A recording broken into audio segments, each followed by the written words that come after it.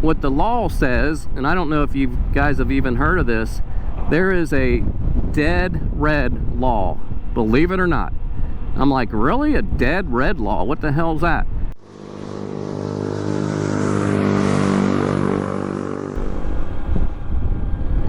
Oh, hey everyone, good afternoon. It is the day before Mother's Day, and you guys that follow my channel probably remember what happened last Mother's Day. That's when I had the accident of all days, right? Mother's Day. It wasn't due to the bike. I fell off a ladder of all things, and you know, compound fracture my ankle. Yeah, a lot of fun, So this Mother's Day, tomorrow, I am not going to get on any ladders, okay, first of all. So hopefully we'll be good to go. But today, I wanted to go over something that I've complained about quite a bit in some of my videos. It is going to a red light and not being able to be seen by the red light. Now, of course, this one's different because I'm making a video, so it's not going to apply. When you see a flashing red light like that, it's treated as a four-way stop because there's not a lot of congestion in this area. But on normal red lights, I wanted to talk about that today, and hopefully we'll come across plenty of them. But right now, that's a four-way stop. Okay, here's one up here. Coming to a red light, and the complaint that I have and some other motorcyclists is when you're sitting at the light, you're just sitting here. You're sitting here, right? And there is nothing that triggers the light. There's nothing that sees you. Well, I wanted to go over a few of those things. I don't know if you can tell. Up there, that's a camera. Okay, so some of your modern red lights, traffic lights, they have cams. And you can see one over there too on that one, but the one I'm facing, oh, yep, there is one. Actually, there's one right there strapped to the top of the pole. So, plus there's another vehicle next to me. So in theory, that camera up there has already seen us. Yep, see, there's the green light, okay? So that's good. That's how they are supposed to work, right? But some of these red lights around here and around the world, they do not have the updated technology. So I want to find one today if I can, and I think there's probably some older ones down the road here. There's some traffic lights that do not have actual cams. And what does that mean when they don't have a camera? So some lights, the older technology, they have traffic lights that still have they call it a conductive loop system or conductive loop sensors. And I'm going to see if I could come across any up here. Hey, hello! That's pretty cool.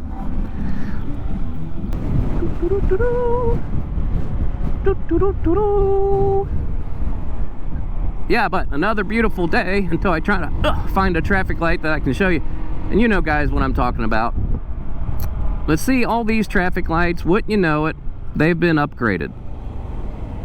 So there's another light right there that has a camera on it. There's another light that has a camera. So all these have been updated.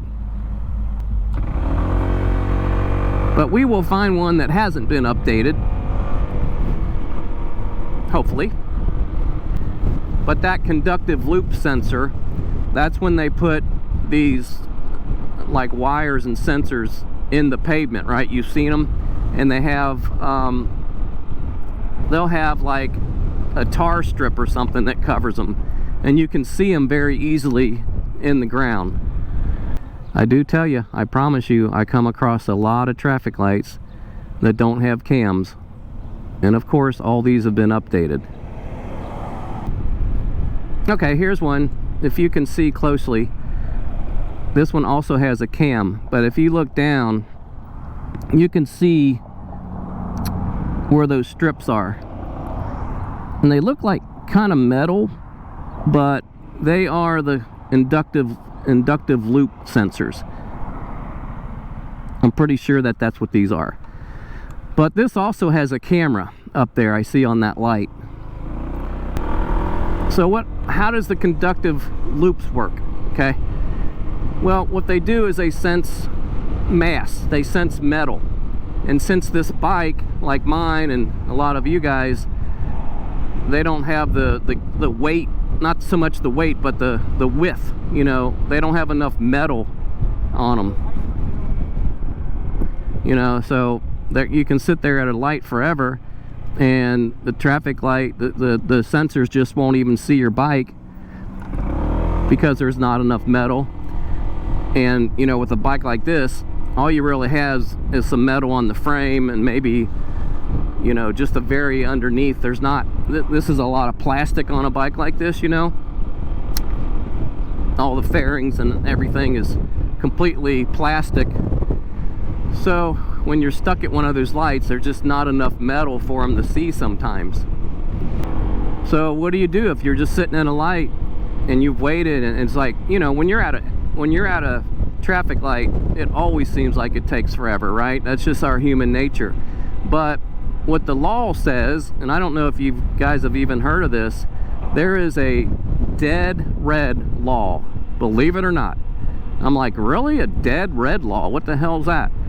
Well, when I researched it, it just simply means if you're at a red light that's pretty much dead, meaning it's not, you know, sensing your bike or whatever, you have to give it a reasonable amount of time. That's what it said. What is a reasonable amount of time to sit at a red light? Well, AI suggests maybe anywhere from 45 to 60 seconds is a reasonable amount of time to sit at a red light. Well, I can tell you one thing, I've sat at lights a lot longer than 45 and 60 seconds before they change, when they even do sense me. Okay, so the rule, though, according to the law, is really kind of vague. Like everything else, it's a reasonable amount of time. And I found that interesting because there again, you know, there's nothing hard there saying that, oh, I waited this long or I waited that long, right? So you got to just play it by ear. But what I have found, that a reasonable amount of time is, say, a minute. If you are very patient, maybe you can wait a minute and a half even. I don't know. But I'm not going to sit at a red light all day long. So long story short, if you've waited for a reasonable amount of time, let's say it's 60 seconds, and you're the only one around, and that red light isn't budging, it's not even seeing you, then by law, they say you can treat it as a four-way stop.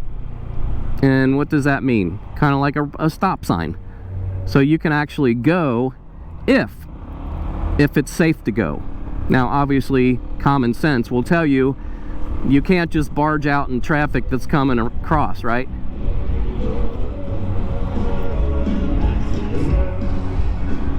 But you can, if it's safe, in theory, by law, you can turn and be on your way, and that's called a dead red law. Something new I learned. But here's the catch. It's only, I think, valid in like 21 states. Okay, it's not in every state. But thankfully, Ohio, there is a dead red law. So that is one kind of defense I have if I'm riding my bike, right? And I'm at an old light and there's no cams and I'm sitting here forever, a good 60 seconds. I'm gonna go, and if then a cop pulls me over, I can always say, well, I am, you know, I'm just going by the dead red law. I waited a reasonable amount of time.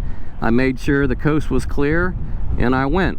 So there's my story. Now, what I also read was they can still ticket you. It's upon their discretion. But, you know, I think like anything else, if you're professional with law enforcement and, you know, you don't act like a complete lunatic and you just explain that, you know, I'm fulfilling my rights as a citizen, following the dead red law, this light was not changing, and I don't think it's sensing my bike because it's so small. I notice this light has only the conductive loop sensors, So if you can articulate like kind of an intelligent reason why you went, they're not going to ticket you. You know, it's all about respecting the law, and people don't do that. They just want to argue, and you know, the entitlement mindsets, they just get themselves in trouble because they don't think they have to respect the law. I always have, because I know those guys are just doing their job. They have families too, and they just want to be safe out there and help everybody out. I mean, I know there's some bad apples out there, but I'm talking about overall. You know, law enforcement, it's just a job for them. You got to keep in mind, they're not out there purposely trying to, you know, cause trouble to citizens. That's what legacy media wants you to believe, is cops are bad, blah blah blah, and that's simply not the case. We all know that. I don't watch the news because of that reason. They try to instill fear. They try to you know, cause panic and uncertainty and hatred, and that's kind of what the news outlets do. So I don't even like to watch it anymore. Really never have been a fan of the news, not for a couple decades at least. All right, so I'm gonna go. So yeah, so you can always tell a cop, that's why I went, and hopefully if you do talk about it in a nice way, in a professional way, just remember it's called the dead red law. And you're gonna have to see if your state, now I think I'm safe all around where I live. I live in Ohio, so I am safe in pretty much east and west and south of me. But believe it or not, the state of Michigan does not honor the dead red law. So as long as I don't go north, I'm okay. But I really never on this bike yet have gone to another state. I don't like to go that far. I don't have the patience for that, to ride for hours. So I pretty much just stay in Ohio, and therefore I'm pretty safe. So here's one. I'm gonna turn left here. Does it have a cam on it? I don't see any sensors on the ground, but I also don't see a cam. So this might be into, is that a camera up there? Yeah, I don't see any cams, which is, yeah, I don't see any.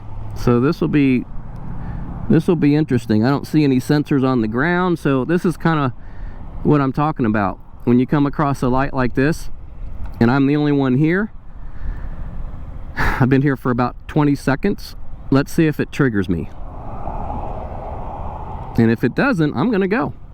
Perfect example, because I'm not gonna sit here all day. So where are the sensors? Sometimes you can rock back and forth, you can move around, you can put the center of your bike on one. But yeah, okay, it did go. But I still don't see a camera anywhere. Now some of those, in my defense, some of those lights might be on a timer where they just automatically change. That's a possibility, you know. So there's a lot of scenarios involved in this deal. But yeah, just remember the dead red law. If you ever do come across one like this that doesn't change, you do, according to your state laws, you might have a way out if you do turn. It's hard to tell sometimes if there is cameras on these. So hopefully that makes sense, guys. I can ramble on about this all day, but that's basically in a sense what it means. Let me know in the comments, have you guys ever come across a traffic light like that, where you're just sitting there, and then you feel kind of guilty to go, but you're like, well, I want to come out here and ride. I don't want to sit at a traffic light all day. So a lot of times, because of that, I plan my route to always kind of go around a big circle turning right, so I never come across a traffic light where I have to turn left, just because of that reason. I simply try to avoid it.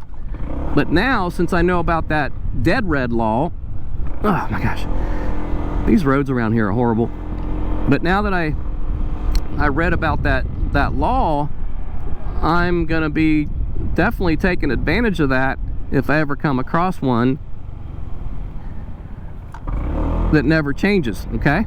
And you guys can too if your state allows it. So just Google it or use AI, search for dead red law, what states, Okay, and that's all I can really tell you. But or just take a chance and go, and maybe they'll let you off if you explain to the cop that, hey, I'm sitting there, it's not, you know, it's not detecting my bike because it's so small, there's not enough metal on it, or there's no cams or something, so it doesn't know I'm here.